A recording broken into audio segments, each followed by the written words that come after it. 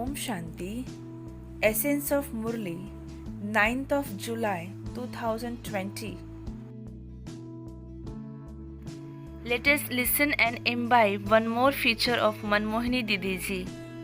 Didiji intellect was such a clean and ingenious that whatever the soul came in front of her, she would immediately taste it and fulfill their every requirement and make it Baba's child.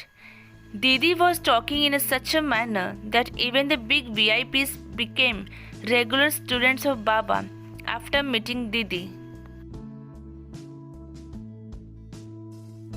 Sweet children, whenever you have time, sit in solitude and churn the ocean of knowledge. Revise the point that you hear. Question of the day: when will your pilgrimage of remembrance come to an end? Answer: when none of your physical organs deceive you, when you reach your karmati stage, your pilgrimage of remembrance will come to an end. You now have to make full effort and not become disheartened. Be ever ready for service. Essence for Dharna.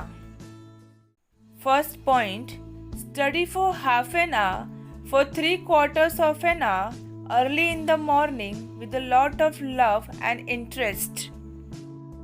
Stay in remembrance of the Father. Make such effort for remembrance that all your physical organs are brought under your control. Second point: everything has to be tolerated in service, regard and disregard, happiness and sorrow, heat and cold, etc. Never become tired of doing service. Open a hospital cum university on 3 square feet of land and do the service of making others into diamonds. Blessing. May you be living lighthouse and show the path to all souls with the light of all powers. If you always stay in the awareness of being a soul from the Supreme Abode, who has incarnated for the service of world benefit, then thoughts you have and the words you speak will have world benefit merged in them. This awareness will then work like a lighthouse.